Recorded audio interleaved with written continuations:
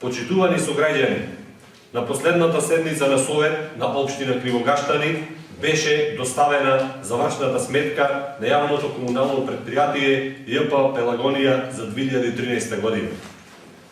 Би сакал да ви обрнам внимание на тоа дека истата беше донесена дури на 11.12.2014 година.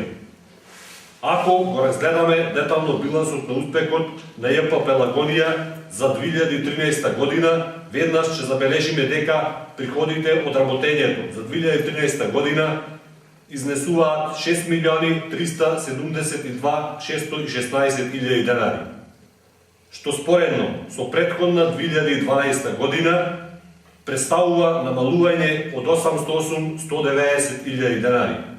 Прашуваме, како е можно да биде забележано толку големо намалување на приходите за работењето на јавното предпријатие Пелагонија? Доколку повеќе што во текот на 2013 година беше значително зголемен бројот на корисници на услуги за џубрарина, бидејќи во 2013 година користењето на оваа услуга почна да се користи како задолжително за сите жители на село Кривогаштани, на село Врбјани, на село Славеј и село Крушејани. Уште позабележително е разликата во однос на расходите.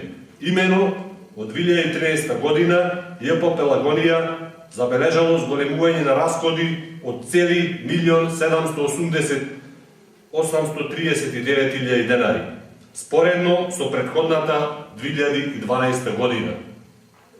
Ако ја погледнеме разликата во делот на трошоците за вработените, тогаш ќе забележиме многу сомнителна разлика помеѓу 2012 и 2013 година.